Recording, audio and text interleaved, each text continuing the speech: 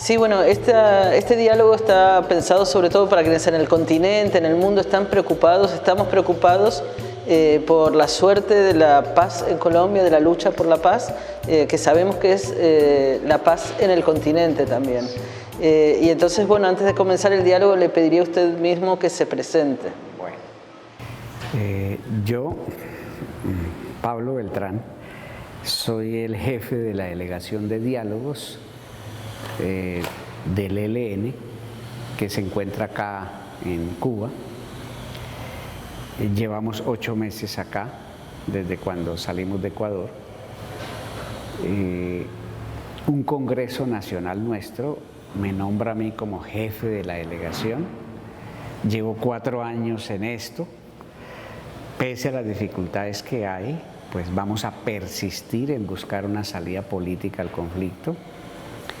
Y desde que yo entré al ELN, por allá en los años 70, cuando era estudiante de ingeniería, pues uno entra a una organización guerrillera porque considera que el poder lo tiene que tener el pueblo. Ese lema, ese objetivo de vida persiste, y si ahora estamos en esta lucha porque haya una solución política, no es para dejar a un lado esa lucha para que el poder esté en el pueblo, sino que aspiramos a abrir otra fase de lucha en que se saque la violencia de la política, pero que este país, Colombia, va a tener unas soluciones es cuando el pueblo gobierne, no antes. Entonces, en eso estamos. Sí, estuvimos en el Congreso de la Paz y ahí se decía que la paz no es solo el silencio de las armas. De todas maneras, nos sorprendió, y hablo en plural porque creo que estoy refiriéndome a muchos y muchas que en el continente empujan el proceso de paz. Decía, nos sorprendió el ataque policial en Bogotá y no sabíamos cómo interpretarlo porque pareciera que es como un cierre por parte del ELN de la voluntad política de paz. Me gustaría tener su mirada sobre esto. Sí. No es un cierre de una voluntad de paz, no. Es más, en Colombia estamos en lo que llamamos el tercer gobierno de Álvaro Uribe, y él ha dicho que no le interesa la paz. Entonces, desde que se instaló este gobierno, hace 6 meses, nosotros estamos acá en La Habana esperando que ellos nombren su delegación, pero la respuesta que ha habido es vamos a que el ELN sangre, vamos a ablandarlo militarmente y después sí miramos y retomamos los diálogos. Nosotros a finales de año pues ofrecimos una tregua unilateral por Navidad y Año Nuevo, pero los altos mandos del ejército, del gobierno, dijeron, para nosotros no hay tregua y lo vamos a seguir atacando, y efectivamente así lo hicieron. Entonces nosotros lo que hemos es persistido en estar acá, esperando que se reinicien los diálogos que comenzamos con Santos. Ellos deliberadamente no vienen, pero mientras tanto escalan los ataques en zonas nuestras. En medio de ese contexto es que ocurre el ataque al cuartel en Bogotá el 17 de enero pasado. Bueno, el gobierno colombiano ha exigido la extradición de los líderes del ELN que están siendo parte de esos diálogos en Cuba, se lo ha exigido al gobierno cubano, y esto sabemos que rompe con protocolos acordados en el propio proceso de negociación, pero nos gustaría que nos explique mejor cuáles son esos protocolos y por qué se rompen. El 30 de marzo de 2016 terminamos lo que se llamó la fase confidencial, firmando en Caracas una agenda de conversaciones. 5 días más tarde firmamos 3 protocolos. Primer protocolo de cómo iban a ser los desplazamientos de esta delegación entre Colombia y los distintos países sede del diálogo, porque son varios. Segundo, protocolo sobre cómo iban a transcurrir los ciclos de conversaciones. Y protocolo 3, donde dice que en caso de que haya una ruptura de las conversaciones, hay que garantizar el retorno con seguridad de esta delegación a los campamentos del ELN.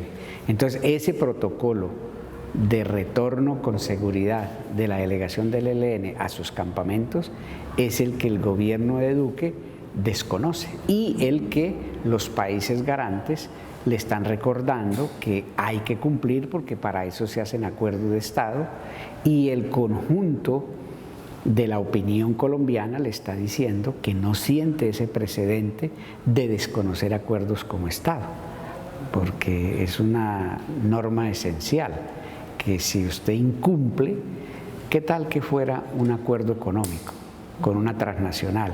Vaya, incúmplelo. Tiene una cláusula de incumplimiento que le acarrea en un tribunal internacional unas sanciones económicas. Pero como no es la transnacional, ellos no le ponen cuidado a un pacto de Estado. ¿Era parte de esos acuerdos o está considerado dentro de esos acuerdos la consulta entre ustedes, la delegación que está en ese proceso de negociación, y la fuerza que está en Colombia? Sí, por supuesto, porque cuando nosotros comenzamos la fase pública de conversaciones en febrero de 2017 en Quito, hasta acá a La Habana logramos hacer 6 rondas de conversaciones. Cada vez que terminaba una ronda, una parte de la delegación iba a Colombia a informar a nuestra dirección y a traer nuevas instrucciones. Eso está acordado en la metodología de las conversaciones, porque esta delegación no es autónoma ni plenipotenciaria.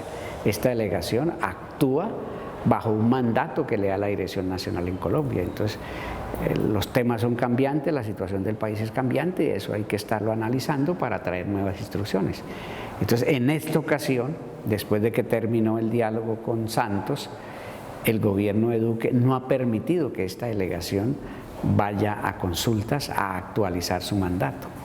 Ahora, no lo ha permitido, pero en realidad lo que también ha dicho el gobierno colombiano es que no se ha reunido, no ha tenido contacto con ustedes como delegación, desconoce su presencia o su diálogo, ¿no? ¿Cómo ha sido eso? De niño a mí me enseñaron que cuando uno dice mentiras le crece la nariz. Eso es falso. El comisionado de paz que nombró Duque, hemos hablado, diga usted, una docena de veces por teléfono tratando cosas. Yo le he dirigido una decena de comunicaciones escritas que él me contesta telefónicamente. Hemos organizado la estadía de la delegación acá. Nosotros le hemos confirmado quiénes siguen acá y quiénes han retornado a Colombia, para ellos saber a quiénes mantener como amparados judicialmente para seguir en la delegación. Todo eso lo hemos trabajado desde el 7 de agosto, o sea, en 6 meses. Entonces es falso que no haya habido un diálogo. Nosotros tenemos en Colombia a 2 compañeros que fueron indultados por un acuerdo que hicimos a principios de 2017 y se mueven en Colombia como gestores de paz. El 20 de diciembre de este año 2018, Ceballos, el comisionado de paz, firmó un protocolo donde dice, bueno, vamos a trabajar así. Entonces hay una serie de hechos en los que hemos tenido contactos con el gobierno, en reuniones, en comunicaciones escritas, en comunicaciones telefónicas, que demuestra que el gobierno reconoce esta delegación, coloca esta delegación a la espera de que ellos nombren su delegación, y reconoce a los miembros del ELN que hacen una gestión de paz en Colombia. Todo eso lo ha admitido, y es más, en reuniones el comisionado de paz le ha agradecido a Cuba que soporte, que apoye la permanencia de la delegación acá. Todo eso ha ocurrido y todo eso es cierto, y negar eso pues es faltar a la verdad. Además de la delegación del gobierno, que tendría que haber y no está, por lo que usted dice, y de la delegación del ELN, están involucrados, por ejemplo, y además del gobierno de Cuba, como garantes Noruega, Venezuela. ¿Han tenido alguna respuesta frente a esta crisis? Sí, por supuesto. Hoy escuchamos una declaración del garante chileno, que es Raúl Vergara, que es uno de los firmantes como testigos de esos protocolos, que en Santiago de Chile dijo: llamo al presidente de Chile para que honre acuerdos en los que nosotros fuimos garantes y no desconozca. O sea, que las presiones políticas no pueden llevar a que se desconozcan compromisos de Estado. Cuba, el sábado 19, sacó también una nota hacia el gobierno colombiano diciéndole que Cuba es garante de esos protocolos y los va a aplicar. Y Noruega, este martes, también el martes 22, sacó una nota pública donde también reitera lo mismo. Noruega, el Reino de Noruega es garante de esos protocolos y va a buscar que se cumplan. Entonces, si usted mira, la opinión interna en Colombia le pide al gobierno que cumpla los acuerdos de Estado, que no falte a la palabra. Y los garantes le piden lo mismo. Entonces, ese pedido de que se cumpla un retorno seguro de esta delegación ha tenido esos respaldos, pero desafortunadamente el gobierno hace oídos sordos a eso. ¿Usted podría recordar los hitos principales que desde que se inicia el proceso de negociaciones de una salida política hasta este momento en que parece entrar tan en crisis, ¿no? Los primeros contactos con el gobierno de Santos fueron en agosto de 2012, o sea, ya casi 7 años. Se firmó la agenda de conversaciones el 30 de marzo de 2016 en Caracas. Comenzó la fase pública de conversaciones en febrero de 2017 en Quito. Y hasta el 1 de agosto de 2018 se hicieron 6 ciclos de conversaciones. Ese es el histórico de lo que fue las conversaciones. El hecho más importante que produjo esa mesa en esos 6 ciclos fue que cuando vino el Papa Francisco a Colombia, decretamos un cese bilateral por 101 días, que terminó a principios de enero de 2018, que fue en general cumplido y que demostró algo que es importantísimo, que es que se deben y se pueden desarrollar conversaciones de paz en medio de un cese bilateral. ¿Por qué digo yo que es importantísimo? Porque cuando nos sentamos por primera vez con Santos, él colocó 3 condiciones. Condición 1, que estos diálogos sean directos. Condición 2, que los diálogos sean fuera de Colombia. Y condición 3, que los diálogos se hagan en medio del conflicto. Entonces, cuando pactamos un cese bilateral de 101 días, cambiamos de doctrina y le demostramos a Colombia y al mundo que se pueden hacer diálogos de paz en medio de un cese bilateral. Eso es una de las grandes enseñanzas que deja este esfuerzo por la solución política en Colombia. Y a su entender, ¿cuándo se rompe o cuándo continúa una serie de hechos de guerra en los últimos tiempos? Es decir, porque lo que se está visibilizando es precisamente el ataque al cuartel policial, pero ¿han habido antecedentes? Sí, claro. Cuando las FARC firmó el acuerdo de paz en noviembre de 2016, o sea, 2 años largos hace, toda la maquinaria militar del régimen colombiano se descargó en contra nuestra. Ese fue el primer hecho. Después ha habido hechos muy dolorosos. El 26 de julio del año pasado, un comandante nuestro que estaba sin tropas, sin uniforme, desarmado, en un lugar con civiles, fue asesinado. No pudieron capturarlo, lo asesinaron, al igual que ocurrió con Alfonso Cano en su momento. Después ha habido una serie de bombardeos. El más grave fue el 24 de diciembre a las 11 de la noche, un campamento nuestro. Le descargaron 10 bombas de 500 libras, que son las que usan, son 2,5 toneladas de bombas, y pues afortunadamente no tuvimos bajas porque a tiempo logramos cubrir esa posición, pero demuestra que mientras que nosotros estábamos haciendo una tregua navideña, ya nos estaban bombardeando, y así sucesivamente. Entonces este hecho del 17 de enero es un poco la respuesta a toda una actitud de ofensiva que tiene un propósito táctico muy claro: ablandar militarmente al ELN para después valorar si hacen una conversación de paz. Entonces es en ese contexto que se ocurre el ataque a la guarnición en Bogotá el pasado 17. ¿Y cómo evalúan ustedes las implicancias de esta situación que se crea por el ataque y también por la situación internacional para Cuba y para Venezuela? O sea, ¿qué implicancias puede tener este acto y también en el contexto internacional? En el caso de Cuba, cuando nosotros vinimos acá hace 8 meses, el gobierno cubano nos dio la bienvenida y nos hizo una solicitud. Son bienvenidos como delegación de paz, pueden desarrollar aquí las rondas de conversaciones que consideren, pero desde Cuba no debe hacerse ningún otro tipo de actividad de ustedes como delegación. Eso lo hemos cumplido al pie de la letra. La delegación de diálogo se ha dedicado a eso, a las conversaciones, y no tiene que ver nada con lo que pasa en Colombia. Pero el gobierno de los Estados Unidos está empujando al gobierno de Colombia para que diga que de Cuba se hacen cosas en contra de Colombia, cosa que es falso.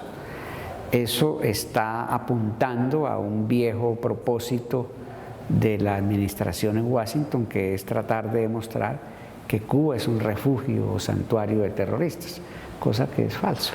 Entonces, eso lo han tomado como excusa para hacerle ese ataque a Cuba. Y en igual manera con Venezuela, porque los protocolos que le mencionaba ahora, por ejemplo, el protocolo de traslados, determina detalle a detalle, paso a paso, que todo el tránsito del ELN hacia cualquier país a una ronda de diálogo tiene que pasar por Venezuela.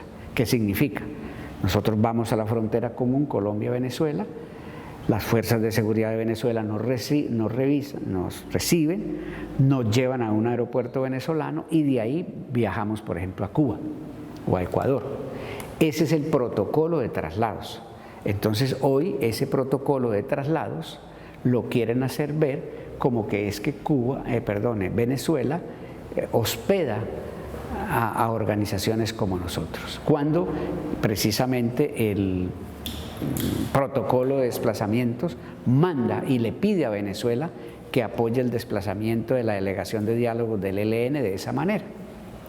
Y otro tema que viene preocupando mucho a quienes están pensando en la paz es una lectura de qué es lo que ha sucedido a partir de los acuerdos de paz, en lo que significa los crímenes de líderes sociales en Colombia, algo que realmente quienes lo miramos desde otros territorios pensamos en términos de genocidio, como fue el genocidio de la Unión Patriótica también, y como hay historias en nuestro continente, y también que marca un riesgo específico para pensar los caminos de la paz. Entonces, ¿cómo están entendiendo ustedes esta acción del gobierno, que incluso que viene de antes de la asunción de Duque, ¿no?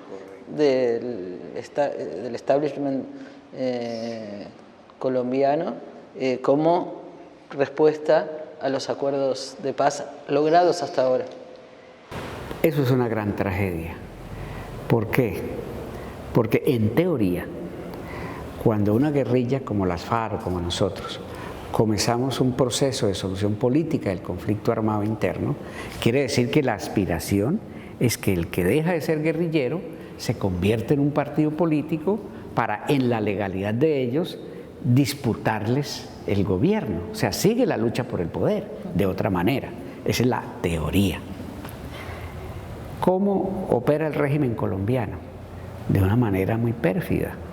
Porque, por ejemplo, a las FARC la llevó a que se desarmara, la llevó a que se convierta en un partido. Pero hoy 2 años largos después de firmado el acuerdo, se está demostrando que la principal cantidad de líderes sociales asesinados están articulados a proyectos políticos o económicos legales que se desprendieron de los acuerdos de paz. Llámense sustitución de cultivos de uso ilícito, llámense proyectos socioeconómicos alternativos, llámense partidos o sindicatos que le llevan la contraria al régimen. Entonces la estadística hoy está demostrando que la principal afectada es una fuerza política que se llama Marcha Patriótica, que está acompañando ese proceso de la FARC desde antes y sigue estando ahí. Entonces la lectura que nosotros hacemos en el ELN, ¿cuál es?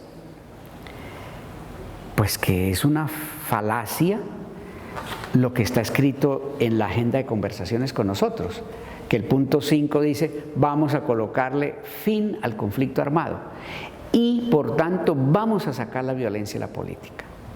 Entonces eso que está como propósito en la agenda de diálogos del ELN, hoy el régimen colombiano está demostrando que no tiene ninguna voluntad de sacar la violencia de la política. ¿El fin cuál es? Muy simple. Si la gente que le lleva la contraria al régimen, que hace la protesta social, es descabezada sistemáticamente los líderes mejores de las comunidades más organizadas y más luchadoras, ¿el régimen qué le está diciendo? Que esa fuerza de oposición política y social que emerge en Colombia y que con los procesos de paz ha tomado fuerza, no la va a dejar consolidar como una fuerza política alternativa que le rete el régimen a ellos, que le rete el poder, que lo saque del poder. O sea, están matando a las fuerzas alternativas en la cuna. Esa es la matanza de líderes sociales y defensores de derechos humanos que están haciendo en Colombia. El régimen que dice, no, yo no soy. Lo que pasa es que usan lo que ellos llaman las operaciones encubiertas. Los organismos de inteligencia hacen los seguimientos y usan las bandas y las mafias como sicarios. Eso está demostrado en los últimos 40 años en Colombia. Ellos matan con puñal ajeno. Entonces, esa modalidad de matar en la cuna las fuerzas alternativas que se oponen al régimen es lo que está ocurriendo hoy, y eso tiene un saldo trágico de que cada 3 días están matando líderes sociales. De 2016 a 2017 la matanza de líderes sociales subió en un 40%. De 2017 a 2018 la matanza de líderes sociales subió en un 50%. Entonces la tendencia es a seguir escalando ese genocidio. Al interior de las bases del ELN, ¿cómo leemos eso?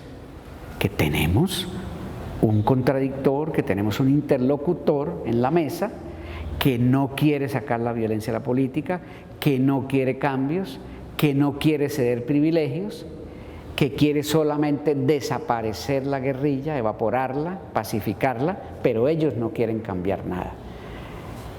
¿Cómo no va a haber dudas en las bases del ELN frente al futuro de un proceso de solución política? Tiene que haberlo. Hay dudas e incertidumbres. ¿Con quién estamos hablando? Entonces eso, porque a mí me dicen, es que el ELN está dividido. No, señores. Cada acuerdo que hacemos lo cumplimos. En las bases nuestras sí hay muchas dudas por lo que le están haciendo a las FARC. Es conocido el Laboratorio de Colombia como un lugar donde se hace ejercicios que después se replican e incluso se instruyen en todo el continente, ejercicios de violencia militar y paramilitar. Sabemos de formadores, educadores, jueces y parlamentarios, instructores militares que han llegado a nuestros países. Y eso nos genera también la pregunta de ¿cómo ubican ustedes el lugar de Colombia dentro de la estrategia de guerra de los Estados Unidos en este momento internacional para América Latina, ¿no? Hay quienes hablan del Israel de Latinoamérica. ¿Cómo lo están pensando? Bueno, nosotros sufrimos una desgracia, que es esta. Desde que Estados Unidos fomentó la separación de Panamá, estoy hablando de 1903, la presencia del gobierno de los Estados Unidos como aliado principal de la élite colombiana cada vez es más determinante. Por tanto, Colombia como país, juega un papel determinante en el plan global de guerra del imperialismo. Simple. ¿Cómo explica usted que un país que se está metiendo en un proceso de paz termine al tiempo afiliándose a la OTAN? El primer país de América Latina y el Caribe que se afilia a la OTAN, cuando la voluntad que hay es convertir a América Latina y el Caribe en un territorio de paz. Entonces, ¿eso cómo cuaja? No, lo real es que Estados Unidos necesita tener activa una maquinaria militar colombiana para sus planes de guerra. Entonces, esa es la desgracia. Colombia, a su vez, es un exportador de contrainsurgencia. Si usted revisa desde México, los principales generales de la policía fueron a instruir a los gobiernos mexicanos para convertir las bandas y paramilitares en una fuerza de contrainsurgencia y de sostén del régimen.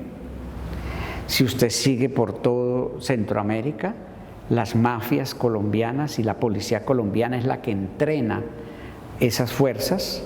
Si usted sigue al sur, usted encuentra que el ministro de Educación de Brasil es un colombiano de ultraderecha, de formación fundamentalista. Entonces Colombia no solamente exporta soldados y policías, también exporta ministros de educación de extrema derecha. Sabemos que en el no al plebiscito hubo una influencia muy importante del fundamentalismo religioso y también en otros momentos de la vida política. Queríamos tener esa mirada de cómo incide el fundamentalismo religioso en la opción de la guerra. En este momento es un instrumento decisivo.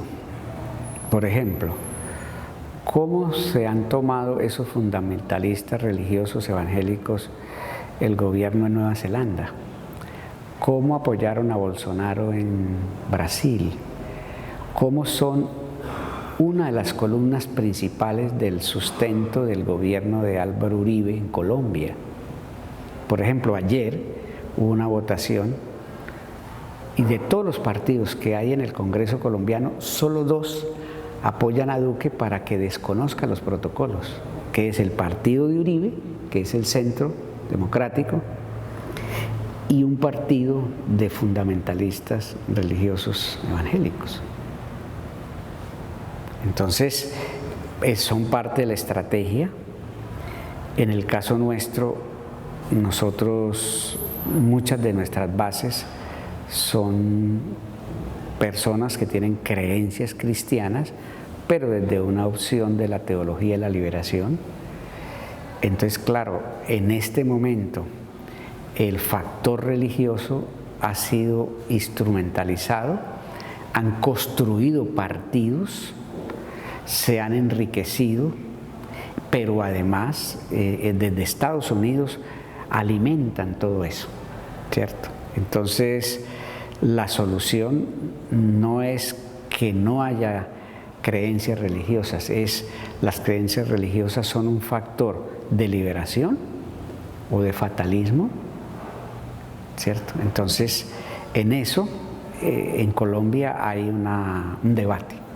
Y de todos modos hay una ideología de la ultraderecha que también ha permeado los sectores populares, o sea que tiene raíces en distintos sectores. ¿Cómo funciona esa maquinaria ideológica de la ultraderecha?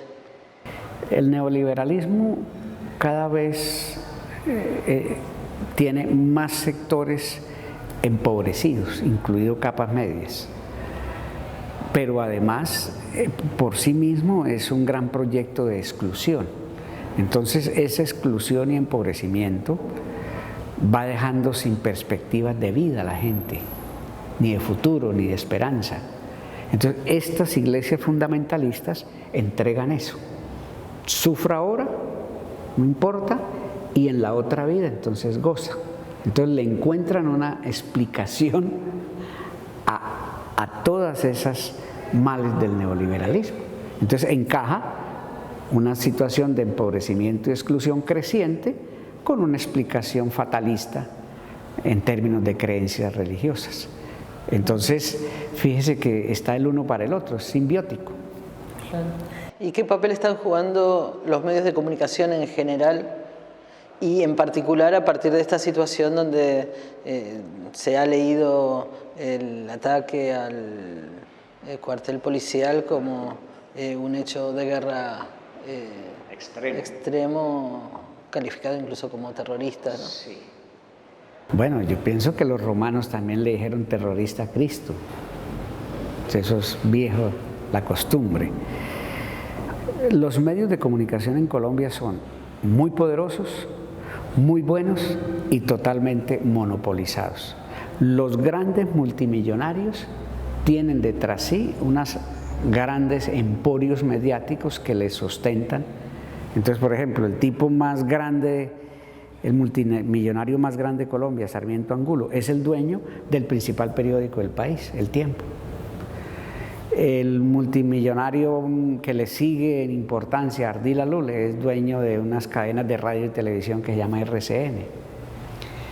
El grupo Prisa, español, que ya no es tan español porque tiene inversores árabes, es dueño de Caracol Radio.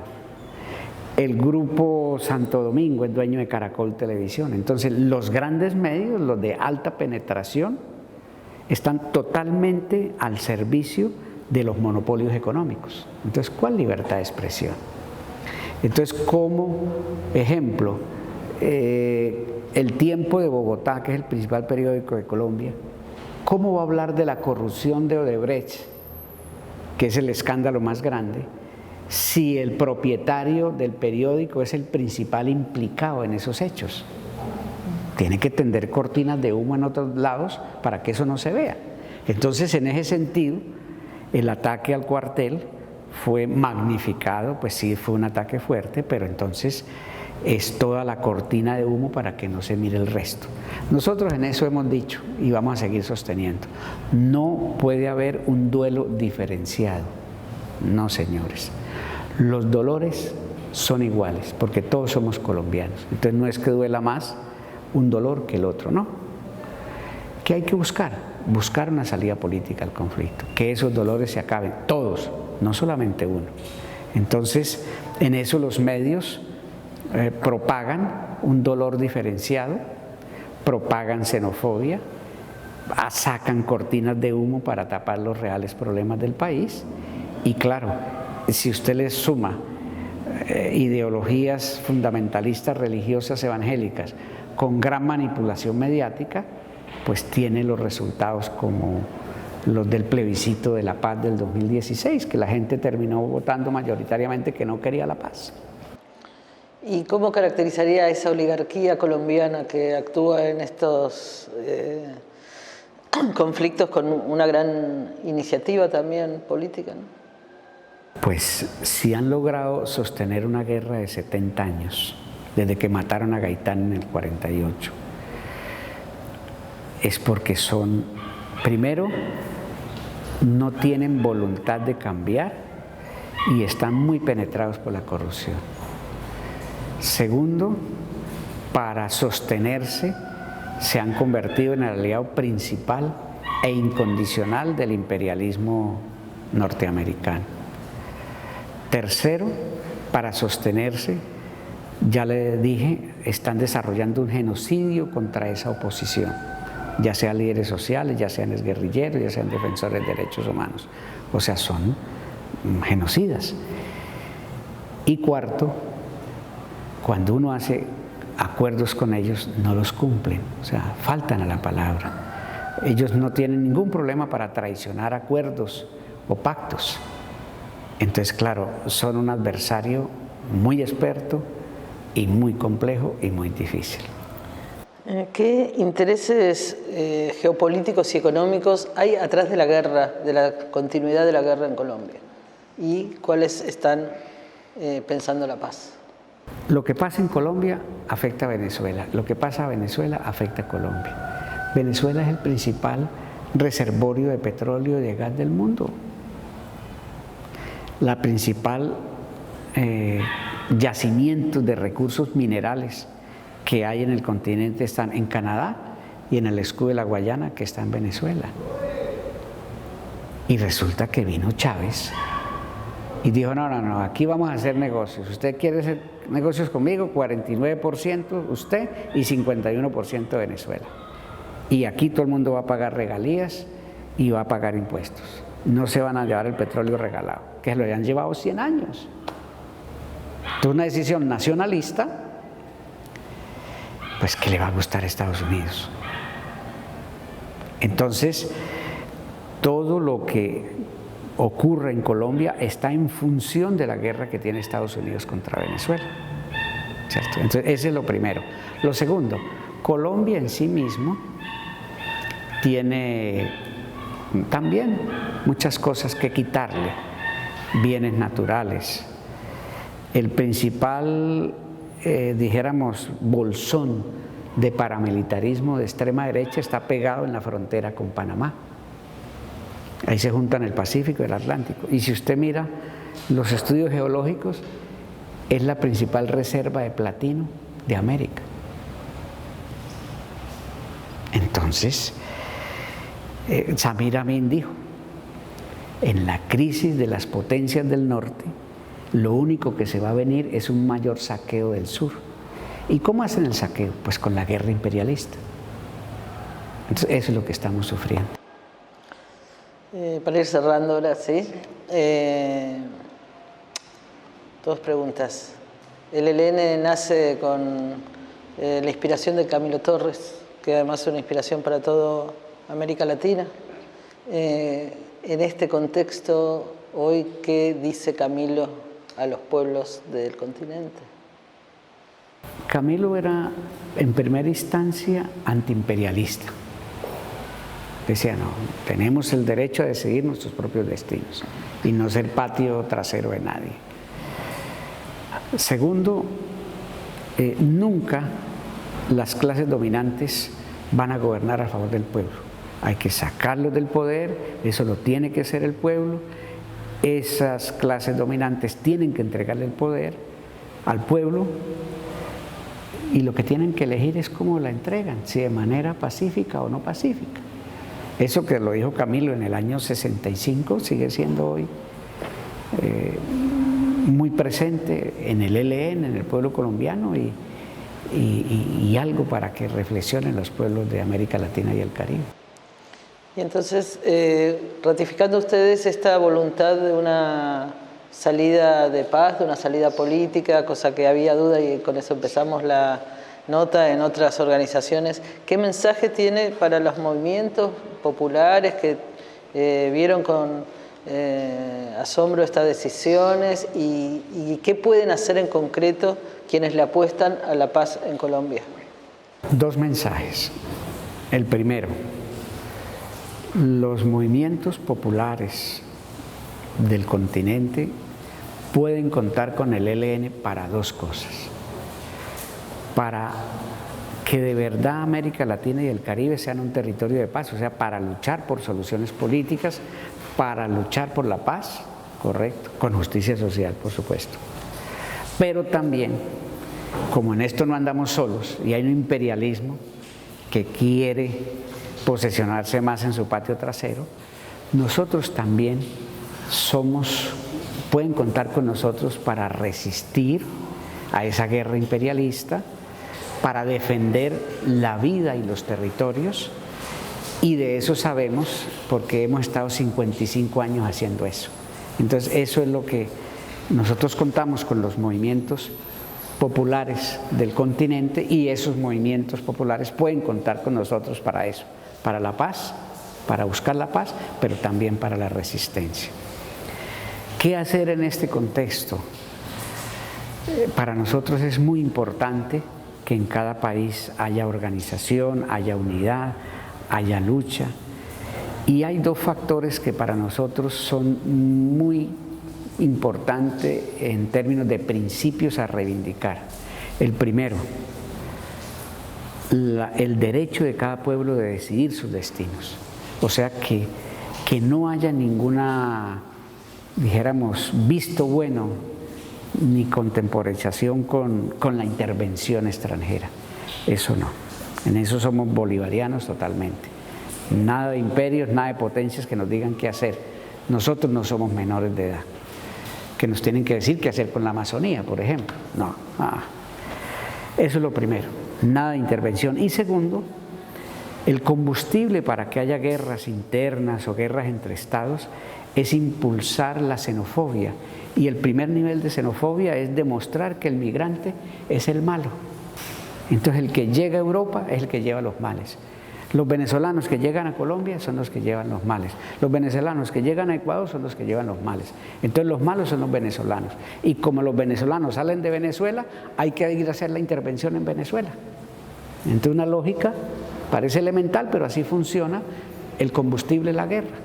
Entonces, nada de xenofobia, todos somos latinoamericanos, todos los pueblos somos hermanos y no hay ninguno legal y otro ilegal, o uno que valga más y otro que valga menos. Y mucho menos odio racista.